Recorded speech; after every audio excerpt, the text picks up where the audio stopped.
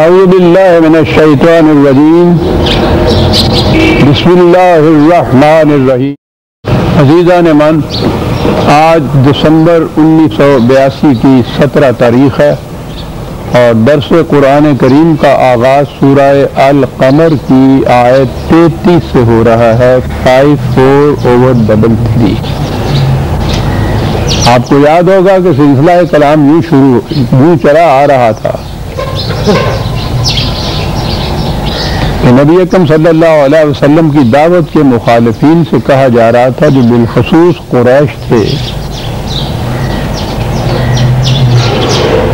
کہ جس قسم کے نظام پر تم زندگی بسر کر رہے ہو اس کا نتیجہ تباہی ہو، اور اس دعوے کی صداقت کے ثبوت میں قرآن کریم نے اپنے معمول کے مطابق تاریخی شواہد پھر پیش کیے ہیں۔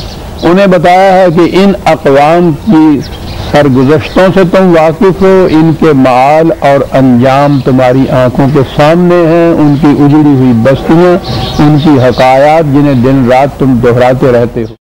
تو سابقہ آیات میں قوم نوح کا ذکر آیا، قوم عاد کا ذکر آیا، قوم سمود کا ذکر آیا، اور اب آج قوم لوط کا ذکر آ رہا ہے۔ کذبت قوم لوط بالنذر۔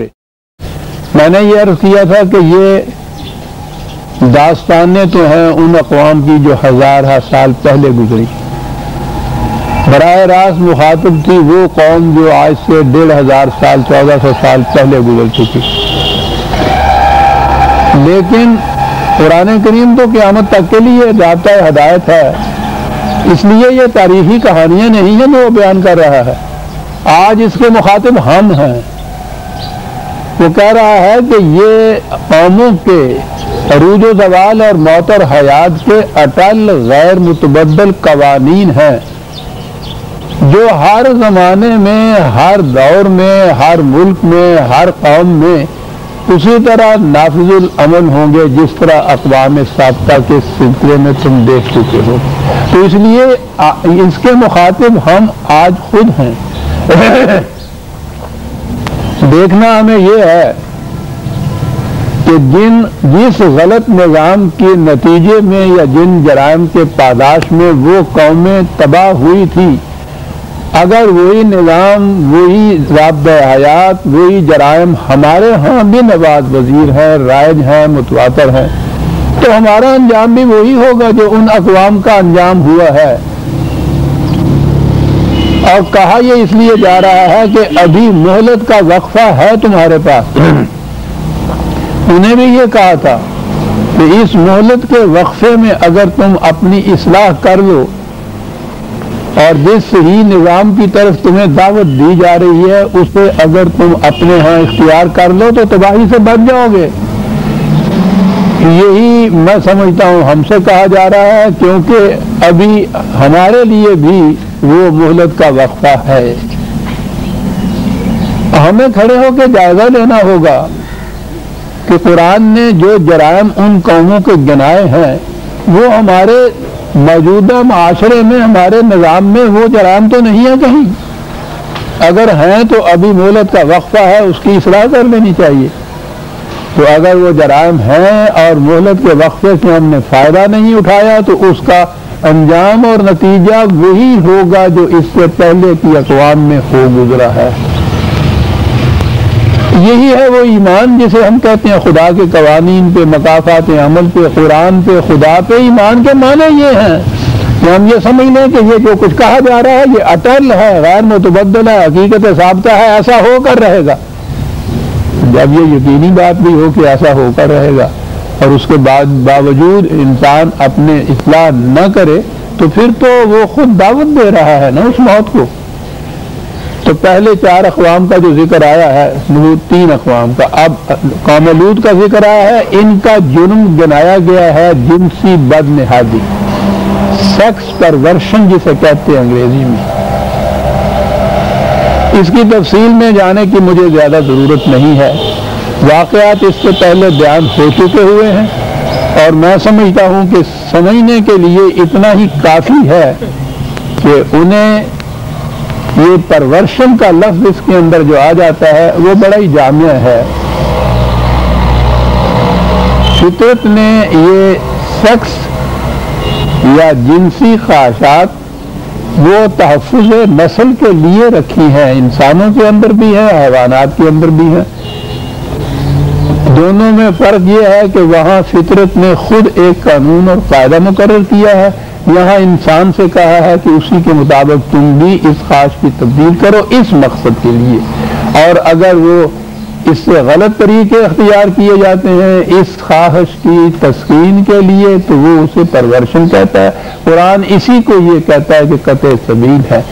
تو اس لیے اس کا نتیجہ میں پہلے بھی عرض کر چکا ہوں، عام طور پہ اس غلط فہمی میں اقوام عالم اب تو مبتلا ہیں کہ یہ ایک انفرادی سا سوال ہے، ہر شخص کا پرائیویٹ سا مسئلہ ہے، اور جس طرح سے جی چاہے اس جذبے کی تسکین کر دی، زیادہ سے زیادہ اس شخص کی کبھی زندگی پر، فزیکل لائف پر کچھ اثر پڑ جائے گا اور کیا۔ لیکن حیرت ہے کہ یہی قومیں جو یہ مانتی چلی آ رہی تھیں آج بھی یہ مان رہی ہیں، انہی اقوام کی کہ مفکرین کی، محققین کی تحقیق اس نتیجے پہ پہنچا رہی ہے کہ یہ پرائیویٹ ذاتی انفرادی معاملہ نہیں ہے، اس روش کا اثر پوری قوم پہ پڑتا ہے۔ اور ارون کی تحقیق کے مطابق تو یہ کہتا ہے کہ بد نہادی جو شروع ہوتی ہے تو زیادہ سے زیادہ 3 نسلوں تک وہ قوم زندہ رہ سکتی ہے، اس کے بعد یقینی طور پہ وہ قوم ختم ہو جاتی ہے۔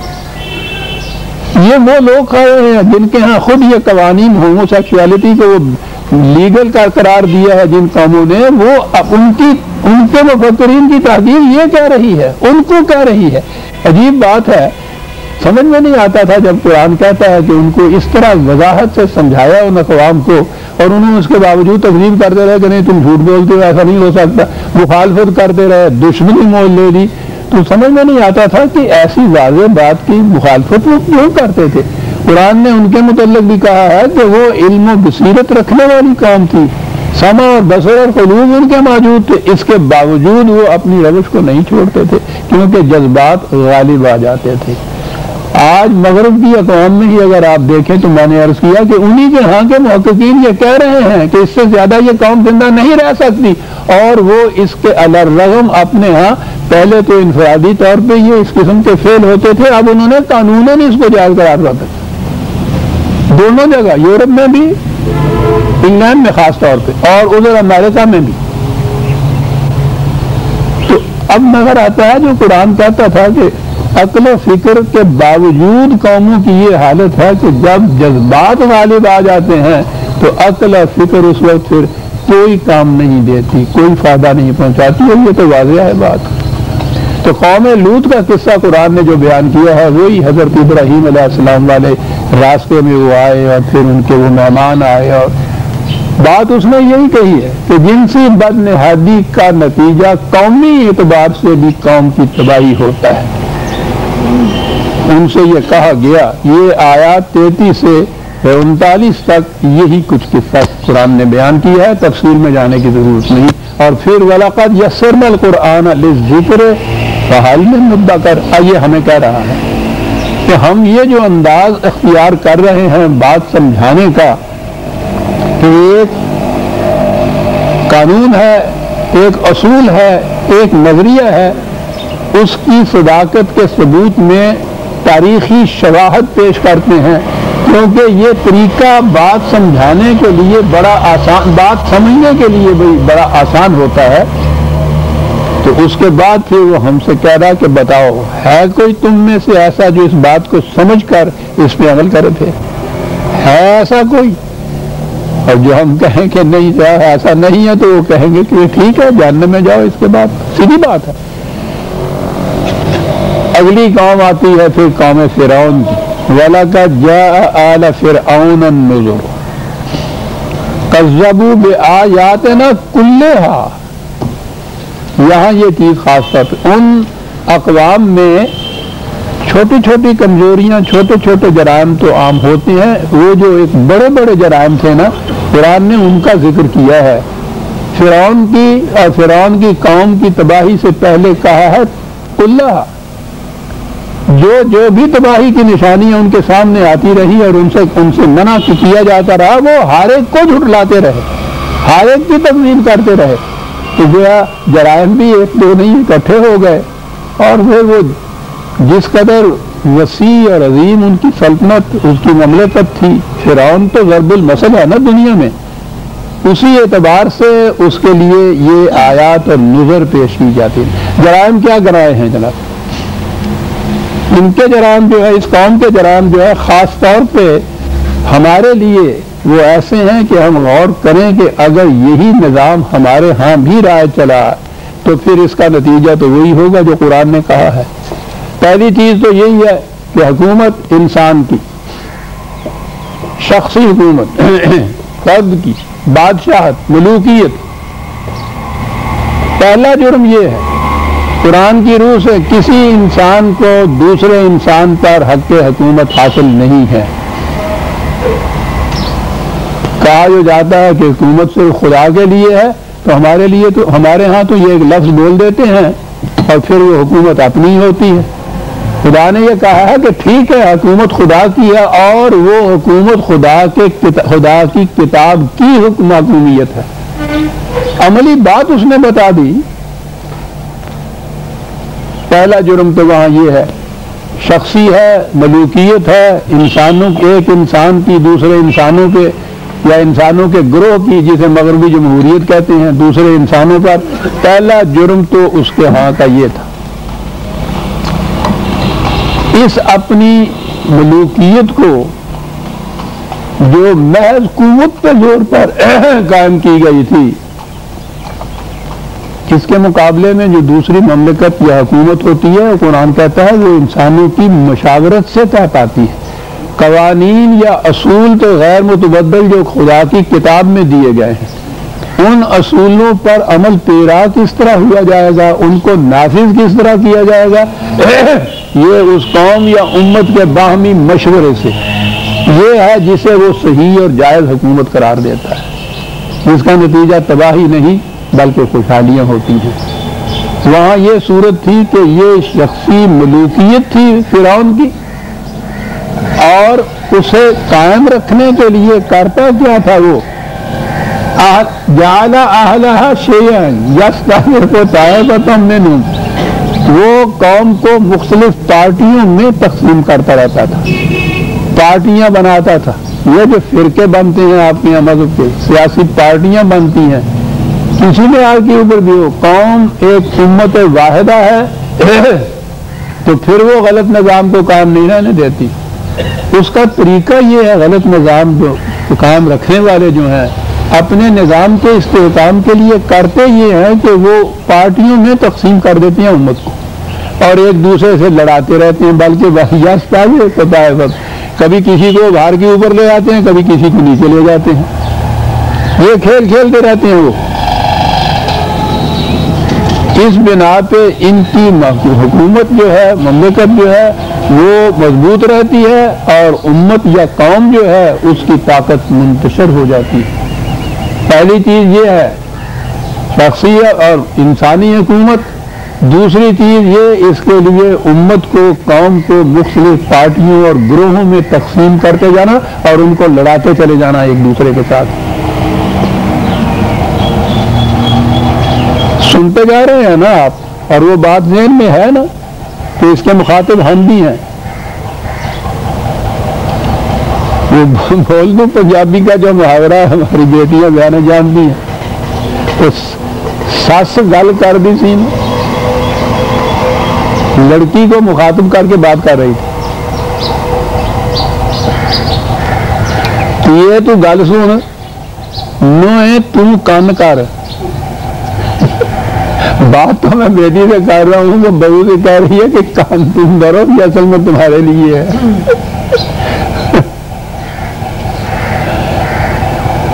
یہ ہمارے لیے ہے۔ دو باتیں آ گئی اس کی۔ اس کے بعد وہ یہ کہتا ہے کہ کرتا یہ تھا کہ یذبح ابناءہم ویستحیی نساءہم۔ قوم میں دو افراد ایسے نظر آئے جن میں جوہر مردانیت تھا، حریت تھی، غیرت تھی، حمیت تھی، قوت تھی، کوئی جوہر تھی، صلاحیت تھی انسانی، ان کو ذبح کر دیتا تھا۔ یہ ذبح وہ نہیں ہے جو کہتے ہیں کہ بچے پیدا ہوتے تھے تو ان کو اس طرح سے ذبح کرتا تھا. اسرائیل کے بچوں کو کہتے ہیں کہ بنی اسرائیل کے بچوں کو پیدا ہوتے ہی ذبح کر دیتا تھا. 40,000 کی تعداد میں تو حضرت موسیٰ علیہ السلام کے ساتھ یہ نکلے وہاں سے, ان کے بچوں کو ذبح کر دیتا تھا. تو یہ کہاں سے آ گئے تھے؟ تو یہ ہے نا ہمارے ہاں کہ بس ذبح کا لفظ ہوا تو بس ذبح کے معنی یہی ہوا چھری پھیر دینا. اس کے معنی ہوتا ہے کمزور کر دینا, ضعیف بنا دینا, غیر مؤثر کر دینا, انیفیکٹو بنا دینا. یہ اس زبان کے اس لفظ کے اندر ہے. تو وہ جن میں بھی ذرا انسانیت اور مردانگی کے جوہر پاتا تھا ان کو تو ذبح کر دیا کرتا تھا, غیر مؤثر بنا کے رکھ دیا کرتا تھا. بڑے طریقے ہیں ملوکیت کے ایسے لوگوں کو. میں مثال دیا کرتا ہوں نا کہ یہ آپ نے دیکھا ہوگا, یہ میرے والی باڑ میں تو یہ بات نہیں, جہاں یہ اچھے اچھے باغ ہیں وہاں وہ مالی ہاتھ میں کینچ لیے پھر رہا ہوتا ہے. کسی شاخ میں کوئی ایک پتی بھی اس کے نقشے کے مطابق ذرا اوپر اس نے سر کیا اور اس نے کرچ کیا اس کو, وہ ہر شاخ کو اپنے نقشے کے مطابق اپنے مقام پہ رکھنا چاہتا ہے. جس نے ذرا سر اٹھایا اور اس کو اس نے کیچ جو تھا اس کا اس نے کرچ کیا. یہ ملوکیت ہوتی ہے. وہ اپنے نقشے کے مطابق کام کو رکھنا چاہتی ہے. یہ جو سر اٹھایا پنجابی کے سر کڈ کہتے ہیں گے, قوم کے سر کڈ جڑے نے انہوں کے توڑے پاس لاؤ. اور جتنے ایسے اس قسم کے ہوں کہ جن میں یہ چیزیں نہ ہوں وہ اس سے آری ہوں ان کو مقرر بناتا ہے. بتاتا یہ ہے کہ دیکھیے صاحب ہم قوم کے مشورے سے بات کر رہے ہیں, قوم سے یہ مراد ہوتے ہیں. وہ کہتا ہے کہ فرعون قرآن بتاتا ہے اس نے جرائم گنائے ہیں اس کے, اور وہ تو اس کے بغیر آگے نتیجے پہ پہنچاتا ہی نہیں نا جب تک یہ جرائم نہ گنا لے. کہا کیفیت یہ تھی. پھر اس نے بتایا ہے کہ یہ اتنا بڑا استبداد جو تھا اس کا, اس قدر مظالم, ملوکیت کی بجائے خیش کم نہیں ہے, اور اس میں یہ کچھ ساتھ کرتا تھا. تو یہ کس سہارے یہ بات کام رہتی تھی؟ یہ اتنی بڑی قوم جو تھی وہ کیسے اس طرح سے مسلسل مار کھاتی چلی جاتی تھی؟ کہا یہ کام مذہبی پیشوائیت سے لیا جاتا. پہلی چیز جو تھا لفظ فرعونی کے معنی یہ ہے, ان کے ہاں سورج راہ جو تھا, سورج دیوتا, اس کی پرستش ہوتی تھی, اور یہ جو بادشاہ تھا اس کو اس کا اوتار بنایا جاتا تھا. آپ کے یہاں کی ملوکیت 1000 برس جو چلی آ رہی تھی, السلطان ذل اللہ علی الارض, بادشاہ زمین پر خدا کا سایہ, یہ مذہبی پیشوائیت بناتی ہے.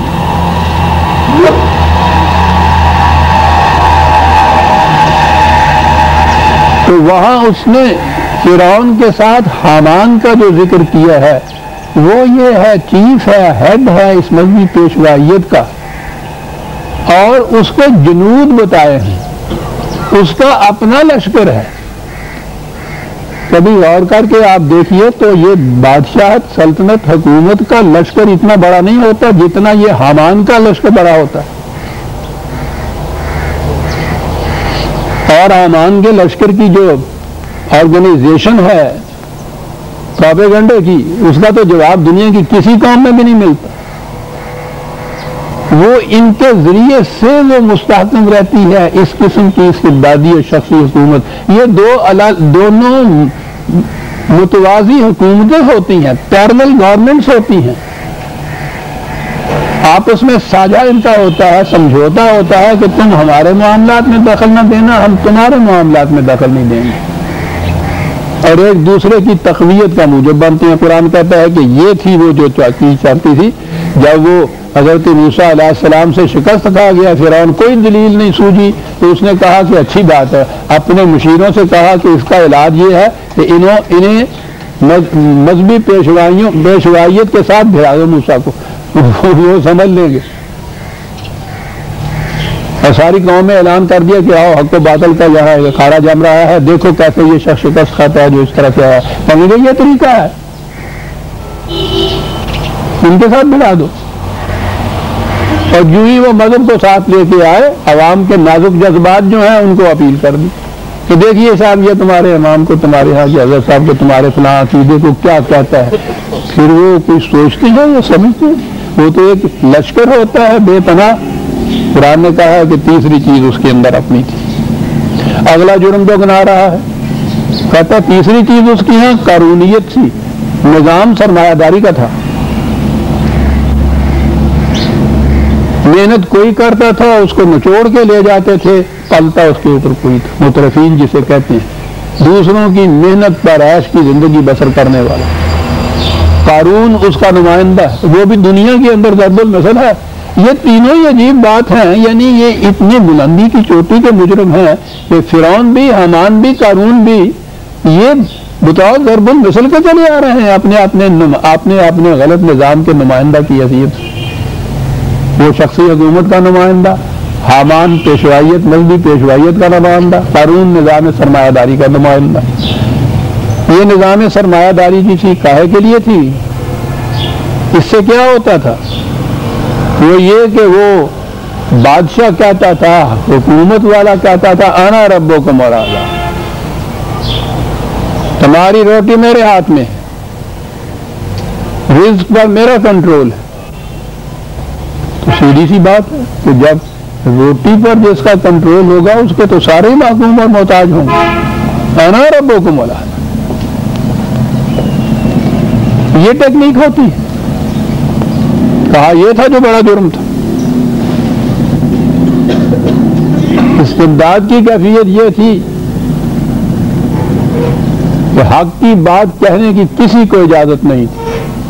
قرآن نے بتایا کہ جب وہ جو مذہبی پیشوائیت والے بلائے تھے ان میں کچھ ایسے تھے، وہ ساحرین دربار فرعون جسے ہم کہتے ہیں، کہ انہوں نے جب صداقت کو اپنی آنکھوں سے دیکھ لیا تو انہوں نے اعلان کر دیا، اعتراف کر دیا کہ ہم ایمان لائے، یہ بات سچی کہتا ہے.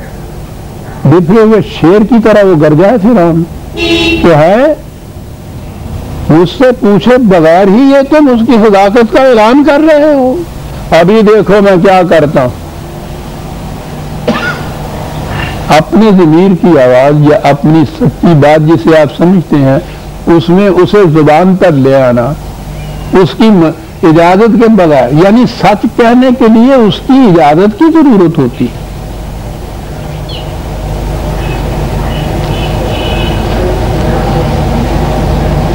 یہ عجیب آپ دیکھتے ہیں کہ قرآن نے کیا فہرست دی ہے جرائم کی. کیونکہ اتنی بڑی قوم کی تباہی کے متعلق تو یہ پوچھنا چاہیے تھا نا کہ اس نے تو بڑے بڑے انتظام کر رکھے تھے اپنے مملکت کی استحکام کے لیے، تو پھر کیا بات تھی جس کی وجہ سے وہ ڈوبا ہے؟ یہ جرائم بنایا ہے قرآن نے. میں تو کہتا ہوں کہ تاریخ بتا رہی ہے کہ ان میں سے ایک جرم بھی ایسا ہے کہ جو ڈبو دیتا ہے قوم کو، اور وہاں تو اتنے اکٹھے تھے. اور آج دنیا کی حالت پہ آپ غور کر دیجیے اپنے سمیت کہ ان میں سے کون کون سے وہ جرائم ہیں جو رائج اور عام ہو رہے ہیں. تو کیا خدا کا وہ قانون جو تھا وہ چلا گیا، اس کے ساتھ ہی ختم ہو گیا وہ قصہ؟ معاذ اللہ، وہ تو حیّ و قیوم ہے، اس کا قانون تو زندہ و پائندہ ہے. یہ ہے وہ چیزیں جس کے لیے قرآن ان کو دہراتا ہے.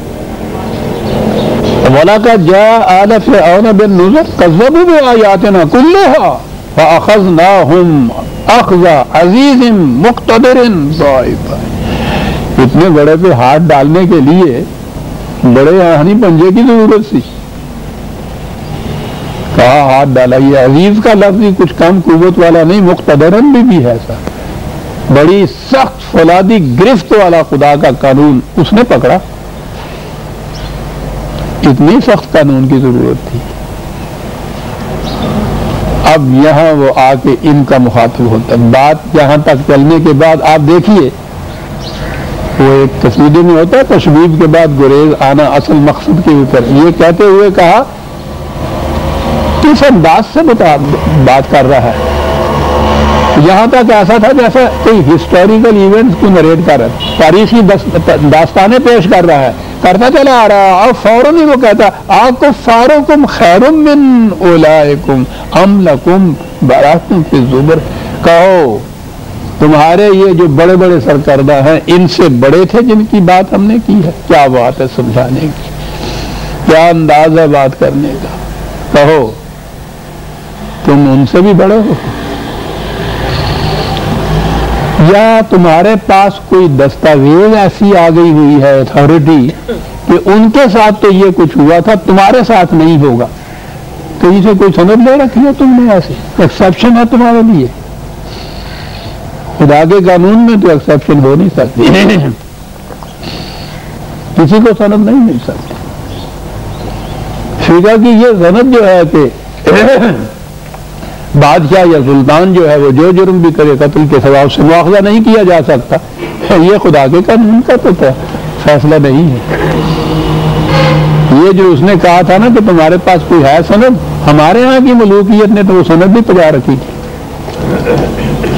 اور انہوں نے یہ بھی کہہ رکھا تھا، ایک نے تو یہ کہا تھا یہاں مواخذہ نہیں ہوگا، وہ دوسرے تھے انہوں نے آگے کہا تھا قیامت میں بھی مواخذہ نہیں ہوگا بادشاہ سے۔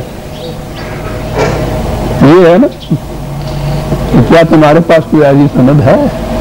شاید انہوں نے بھی لے رکھی، ہمارے ہاں تو ان ملوکیت والوں کے دور ملوکیت میں یہ سندیں انہوں نے لے رکھی ہوئی تھی،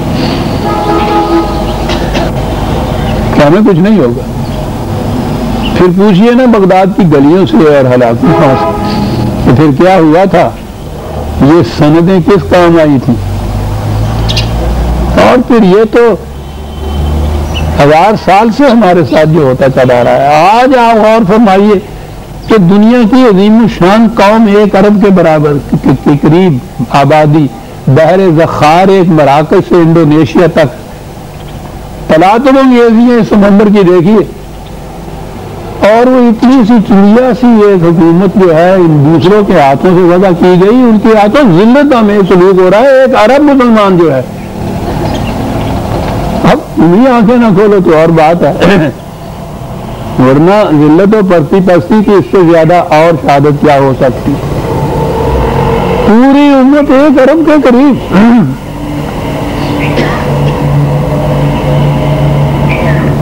ان کے ہاتھوں سے جو کچھ ہو رہا ہے، روح کب کپا اٹھتی ہے عزیزان نون اس کی واسطہ میں سن سن کے۔ یہ کیا کرتے ہیں اس کے مقابلے یا تو عرفات میں جا کے دعائیں مانگ رہے ہیں، اور یا پھر اس امریکہ کے پاس جا رہے ہیں اس کے خلاف مدد مانگنے کے لیے، وہ امریکہ جس کی بل بوتے کے اوپر یہ سب کچھ کر رہا ہے۔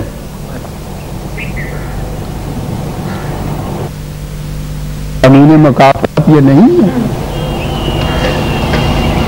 ابھی غنیمت ہے، میں سمجھتا ہوں اپنی بصیرت کو خدا کہ ابھی مہلت کا وقفہ ہے، وہ ہم زندہ ہے، لیکن وہ تو نتیجہ تو بدلے گا نظام کے بدلنے سے۔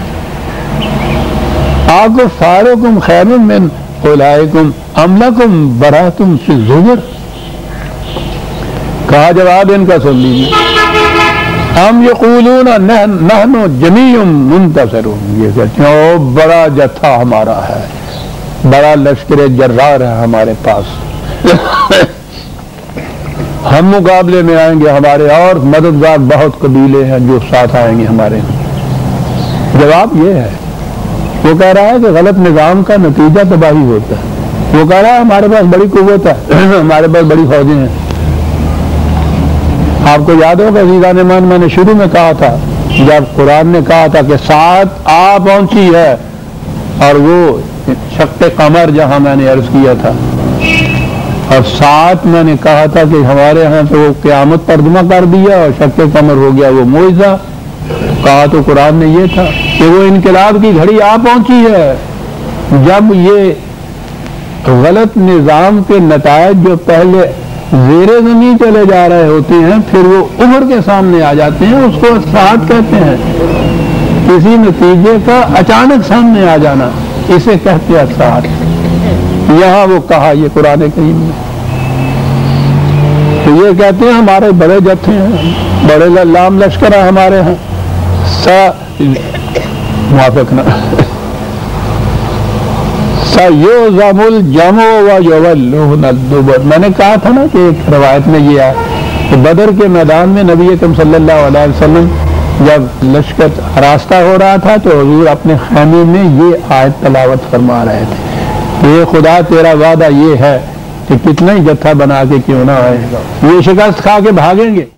کیا تھا کہ ہمارے ہاں تو ان چیزوں کے لیے اول تو یہ بات کہ یہ کہ ہمارے لیے ہے ہی نہیں، یہ یہودیوں کے متعلق ہے، یہ نصارہ کے متعلق ہے، یہ مجوسیوں کے متعلق ہے، یہ کشائش عرب کے متعلق ہے. تمہارے متعلق ہمارے متعلق جنت اور اس کی حوریں ہے ضرور قرآن میں، ہمارے لیے نہیں. یہ سب کچھ دوسروں کے لیے. میں نے عرض کیا تھا کہ ہمارے یہاں تو یہ نا کہ ساتھ کا ترجمہ کیا کراؤں، قیامت شق قمر کا ترجمہ کیا وہ انگلی سے، معجزہ حضور کا. ہمارے لیے یہ معجزات بیان کر کے داد دینا اللہ میاں کی، کیا بات ہے، سبحان اللہ، کیا شیخ کا ہے، معاذ اللہ. خود ان کے ہاں یہ چیز موجود ہے کہ بدر کے میدان میں حضور یہ آیت تلاوت فرما رہے تھے اور اس کے بعد ہے بلے سات و موعدہم وساعۃ اضحیٰ وعمر. یہ دیکھو سات کا لفظ اسی آیت میں 2 دفعہ وہ آیا ہے کہ یہ ہے وہ سات جو ہم جس سے تمہیں کہتے تھے کہ وہ آ جائے گی، اچانک انقلاب کی گھڑی آ جائے گی اور بڑی سخت ہوگی، بڑی کڑوی کسیلی ہوگی، نگلی نہیں جائے گی آسانی سے. یہ ساتھ ہے. یہ جو انقلابات آتے ہیں وہ حضرت موسیٰ علیہ السلام کے سلسلے میں آپ کو یاد ہے نا، کہا تھا کہ جاؤ فرعون کی طرف، بڑا سرکش ہو گیا ہے. اور وہاں یہ کہا تھا کہ اسات اس سے پیشتر وہ نگاہوں سے مخفی پوشیدہ چلی آ رہی تھی. اب ہمارا پروگرام یہ آ گیا ہے کہ وہ نمودار ہو کر سامنے آئے، جاؤ اس کی طرف. اسے کہتے ہیں اسات. تو قرآن کہتا ہے کہ یہ انقلابات یک وقت نہیں آیا کرتے، بہت دور سے شروع ہو جاتے ہیں یہ، لیکن پہلے یہ نگاہوں سے اوجھل ہوتے ہیں. جو تبدیلیاں آتی ہیں ایسی غیر محسوس سی ہوتی ہیں کہ محسوس طور پر، مری طور پر جو نگاہیں ان کو نہیں دیکھ سکتی، لیکن وہ تو رفتہ رفتہ آہستہ آہستہ وہ بڑھتی چلی جاتی ہیں. اور پھر وہ ایک وقت آ جاتا ہے جب میں نے کہا ہے کہ قدرت کے قانون کے مطابق ہر شے بتدریج ارتقائی طور پر غیر محسوس طور پر بڑھتی ہے. یہ اتنا سا بیج، اس میں سے کونپل نکلتی ہے، کونپل اوپر چڑھتی ہے، پودا بنتی ہے. دن رات اس کے پاس بیٹھے رہیے، کبھی آپ کی نگاہیں اس چیز کو محسوس نہیں کر سکے گی کہ یہ بڑھ رہا ہے، نشو و نما اس میں آ رہی ہے. تاکہ اس میں پھر پھول آ جائیں گے، پھول کے بعد پھل آ جائے گا، اور پھل پھر آہستہ آہستہ بڑا ہوگا، پھر وہ پکنا شروع ہو جائے گا. دوربین دے کے بیٹھے رہیے، اس کے بعد خوردبین دے کے بیٹھے رہیے، مجالہ محسوس ہو جائے گا کیا ہو رہا ہے. یہ ہے وہ اسات جو آ رہی ہوتی ہے، محسوس طور پر تمہیں دکھائی نہیں دیتی، لیکن مالی کی نگاہ تو دیکھ لیتی ہے روز. وہ کہتا ہے کہ جب پھر وہ نمودار ہو کے سامنے تمہارے آ جاتی ہے، تم اس وقت اس کو دیکھتے ہو. بلے سات و موعدہم وساعۃ اضحیٰ وعمر. موعدہم یہ یوں ہی نہیں آ گئی، اس کے متعلق ان سے کہا جاتا تھا کہ یہ تباہی آئے گی، آ رہی ہے، چلی آ رہی ہے. اس کو تو صرف بے نقاب ہونا ہے اس وقت میں، کہیں باہر سے نہیں آنا اس کو. اور پھر ان المجرمین فی ضلال وسعور، آگے یہ سب چیز اب ان کی اس ساتھ میں اس انقلاب کے لیے یہ مجرمین، یہاں پھر وہی لفظ آ گیا مجرمین. سب سے بڑا تباہی کا موجب جو ہوتا ہے وہ جرم ہے. ہمارے یہاں تو جرم کرائم کو کہتے ہیں نا. میں نے عرض کیا تھا نا کہ عربی زبان میں عربوں کے ہاں کسی دوسرے کے درخت کا پھل کاٹ کے لے جانا یا بھیڑ کی اون مون کر اپنے ہاں لے جانا، اسے جرم کہتے تھے. جرم تو ہے ہی ایک دوسرے کے پھل کو کاٹ کے لے جانا. وہ جو اس کے لیے بھیڑ بیچاری کے لیے وہی تو سامان ہوتا ہے سردی سے اپنے آپ کو بچانے کا، لباس بھی وہی غریب کے پاس ہوتا ہے، اور کسی کا دیا ہوا نہیں ہوتا، کسی کا اڑھایا ہوا نہیں ہوتا، اس کا اپنا ہوتا ہے. تم اپنے 4 پیسے کی خاطر سارا مونڈ کے لے جاتے ہو اور اس کو ٹھٹرتی ہوئی چھوڑ جاتے ہو۔ اندازہ لگائیے عزیزان ایمان، یہ قوم اور اس قوم کے الفاظ جو تھے، کیا اس سے بڑا جرم کوئی انسانیت میں ہو سکتا ہے کہ دوسرے کی محنت کا پھل بھی کاٹ کے لے جاؤ؟ کوئی چیزیں جو فطرت میں اس کو دی ہوئی ہیں وہ بھی چھین کے لے جاؤ اور اس کو برہنہ کر دو اور ننگا چھوڑ جاؤ۔ جرم۔ ان المجرمین فی ضلال وسعور، یہ تھے مجرم، آج دیکھو کہ کس قدر یہ مصیبت میں ہے، تباہی میں ہے، عذاب میں ہے۔ وہ جب ہم لفظ ہوتے ہیں نا عذاب بولتے ہیں تو جھٹ سے ہمارے یہاں وہ قیامت کا جو دوزخ ہے نا اس کے شعلے آتے ہیں، یہاں کچھ نہیں ہوتا۔ تباہی ترجمہ کرو تو کہتے ہیں نئی بات ہے یہ، اس لیے کہ پھر تو اپنے آپ کو مبتلا عذاب سمجھنا پڑے گا نا۔ تو معاذ اللہ ہم اس کے محبوب کی امت عذاب، وہ تو غیر المغضوب علیہم ولا الضالین کا ترجمہ چلا آ رہا تھا۔ مغضوب علیہ یہودی، میں نے ابھی عرض کیا جن کے ہاتھوں 1 ارب مسلمانوں کی یہ حالت ہو رہی۔ مغضوب علیہ آج بھی یہودی، ضالین عیسائی، آپ ہم صراط مستقیم والے۔ سراج یہ سیدھا راستہ تو ہے، ان کا نہیں ہے، ہم تو رہیں گے مغضوب علیہ ضالین کا راستہ چلتے رہے ہیں، سیدھا ہی ہم ان کے اوپر، بس اتنا سے فرق ہے۔ یوم یسحبون فی النار علی وجوہہم ذوقوا مس سقر، نہ پھر وہی آگ اور اس کا عذاب اور وہ جہنم قیامت کا۔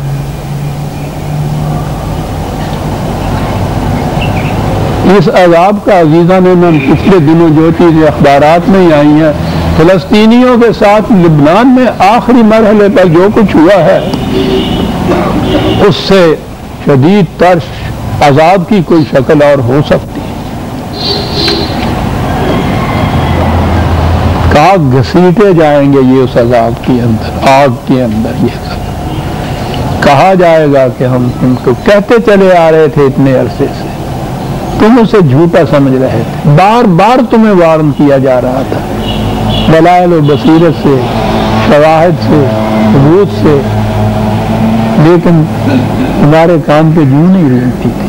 اب دیکھ لیجیے ذوقوا مس سقر۔ اب سوال یہ پیدا ہوا کہ یہ اتنے عرصے سے جو ہم یہ کچھ کر رہے تھے، 13 سال نبی اکرم صلی اللہ علیہ وسلم مکے میں بھی ان کو وارننگ دے رہے تھے، آخر میں جا کے مدینے کی پہلی دوسری تاریخ سال میں جا کے یہ نمودار ہوئی ہے نا ساتھ، تو یہ پہلے ہی دن کیوں نہ ہو گیا، شروع میں کیوں نہ ہو گیا؟ کیا بات، انا کل شیء خلقناہ بقدر، یہ اس لیے ایسا نہیں ہوا کہ ہم نے ہر چیز کے لیے ایک پیمانہ بنا رکھا ہے، ایک قانون بنا رکھا ہے۔ بیج کے پھل تک جانے کے لیے اس کو قدر کہتے ہیں، اسی کو تقدیر کہتے ہیں۔ بیج کی یہ تقدیر ہے جس میں سے وہ گزر کر پھل تک پہنچتا ہے، وہ ایک پیمانہ ہے جس کے مطابق ماپا جاتا ہے کہ اس کی نشو و نما ہو رہی ہے اور کہاں تک ہوئی ہے۔ وہ کہا یہ بات کہ یہ پہلے دن کیوں نہیں ہو گیا؟ اگر کوئی پوچھے کہ آج جو 6 مہینے کے بعد یا 8 مہینے کے بعد جا کے اتنا سا آم لگا ہے، یہ جب ہم نے گٹھلی بوئی تھی تو اسی دن کیوں نہیں ہو گیا؟ یہ کہا اس لیے کہ اس کے لیے ہم نے ایک قدر مقرر کی ہوئی تھی، ایک پیمانہ تھا۔ قوموں کے جرائم یا ان کے اعمال اور اس کے محسوس نتیجے کے درمیان جو وقفہ ہوتا ہے وہ ہے جو پیمانہ ہوتا ہے۔ ایک قانون ہوتا ہے مکافات عمل کا اور اس میں قانون ہوتا ہے مہلت کا، اور یہ بھی اس کی بڑی رحمت ہے کہ وہ پہلی ہی لغزش کے اوپر نہیں دبا دیتا، مہلت کا وقفہ دے دیتا۔ وہ کہتا ہے ہم تو اپنے بندوں کے اوپر بڑے رحیم واقع ہوئے ہیں، ہم نے تو ان سے انتقام لینا ہے کہ ذرا سا ہمارے خلاف انہوں نے یوں کیا اور ہم نے پکڑا۔ تو سوال تو انہی کا ہے، تو اس لیے ان کو یہ وارننگ دی جاتی ہے اور مہلت دی جاتی ہے۔ اور 2 چیزیں قوموں کی تباہی اور اس وارننگ کے سلسلے میں یاد رکھیے، قرآن میں متعدد مقام پہ اور 2-3 جگہ تو نمایاں الفاظ میں یہ کہا ہے کہ 2 شرطیں ہوتی ہیں. پہلی چیز یہ کہ ان تک یہ بات پہنچانے والا کوئی ہو یا بات پہنچ گئی ہو کہ ان کا نظام غلط ہے، تباہ کن ہے، وہ ایک دن اس کے ہاتھوں تباہ ہو جائیں گے، یہ بات پہنچائی جائے. اور دوسری شرط یہ ہے کہ ان میں اس بات کے سمجھنے کی صلاحیت ہو. کیا بات ہے. اور پھر مہلت کا وقفہ ہو. اِنَّ كُلَّ شَيْءٍ خَلَقْنَاهُ بِقَدَرٍ وَرْنَا وَمَا أَمْرُنَا إِلَّا وَاحِدَةٌ كَلَمْحِ الْبَصَرِ. اور جو فیصلہ ہوتا ہے ہمارے قانون کا وہ تو آپ جھپکنے میں سامنے آ جاتا ہے. وہ قدر کا جو مرحلہ ہے نا اس میں سے بھی تو گزرنا ہوتا ہے. یہ بات کہ اس جرم کا نتیجہ تباہی ہے، وہ تو فیصلہ آنکھ کے پلک جھپنے کی بھی دیر نہیں لگتی. سریون حساب ہے، وہ بڑی جلدی حساب کرتا ہے. لیکن اس حساب کے ہی معنی یہ ہے، یہ بتاتا ہے کہ اس کے لیے اتنا وقفہ ہوگا. 3 مراحل میں سے یہ بات گزر کر آخر میں اس انجام تک پہنچے گی. ورنہ قانون کا فیصلہ ہمارا تو آنکھ جھپکنے کے میں بھی زیادہ وقت لگتا ہے، اس سے بھی کم ہے. واحدت وَلَقَدْ أَهْلَكْنَا أَشْيَاءَكُمْ، ان سے کہو کہ یہ تھی تمہارے جیسی اور قومیں جو اپنے جرائم کے نتائج میں ہمارے قانون کے مطابق یوں ہلاک ہوئی. دیکھا تم نے. اور اس کے بعد فَحَلْ مِن مُدَّكِرٍ، کیا کوئی ہے تمہارے ہاں ایسا کہ جو اس سے نصیحت پڑے؟ وہ کارڈ. وَكُلُّ شَيْءٍ فَعَلُوهُ فِي الزُّبُرِ، یہ سمجھتے ہیں کہ ہم نے کچھ کر لیا. حکومت ہماری، مملکت ہماری، قوت ہماری، کارندے ہمارے، CID ہماری. کون دیکھ رہا ہے؟ کہا انہیں پتہ نہیں ہے کہ جو کچھ بھی یہ کرتے ہیں وہ ہمارے CID کے رجسٹر میں درج ہوتا ہے. جو کچھ کریں. وَكُلُّ صَغِيرٍ وَكَبِيرٍ مُسْتَطَرٌ، چھوٹی بات بھی بڑی بات بھی کوئی بھی اس کی نگاہوں سے اوجھل نہیں رہتی. ایسا نہیں ہوتا کہ کوئی چیز بھی چھوٹ گئی ہے اس میں سے. وہ تو کہتا ہے نا کہ ہم تو نگاہوں کی خیانت اور دل میں گزرنے والے خیالات تک سے بھی واقف ہوتے ہیں. یہ جرم یہ نہیں ہے کہ جو سرزد ہو کے سامنے محسوس شکل میں آئے تو جرم کہلائے. اس سے پیشتر نیتیں آپ کی کتنی بھی ہوں، ارادے کچھ بھی ہوں، ان پہ تو گرفت ہی نہیں ہو سکتی، نہ وہ قانوناً جرم ہوتا ہے. لیکن وہ تو چور کو نہیں، چور کی ماں کو مارتا. وہ تو دل میں ارادہ پیدا جب ہوتا ہے وہ کہتا ہے یہیں سے تو سارا شر اٹھتا ہے، بیج تو یہی ہے. اور اسی لیے وہ جو زور دیتا ہے وہ تطہیر قلب و نگاہ پہ دیتا ہے کہ صحیح پاکیزگی جو ہے خیالات اور ذہنیت کے اندر، جذبات کے اندر، قلب کے اندر، دماغ کے اندر، یہاں سے وہ اپنی تعلیم شروع کرتا ہے. کہ اگر خیال ہی نہ گزرے جرم کا تو جرم سرزد ہی نہیں ہو سکتا. کلو صغیر و کبیر مستتر، کہتا یہ تو ان کی کیفیت جنہوں نے غلط نظام کے مطابق زندگی بسر کی. اور اس کے برعکس آخری 2 آیتیں آگے سورہ القمر کی عزیزان من، ان المتقین فی جنات و نہر، وہ کہ جنہوں نے احتیاط برتی اس بات کی کہ غلط نظام زندگی نہ برپا ہو، صحیح نظام کے اوپر رہے.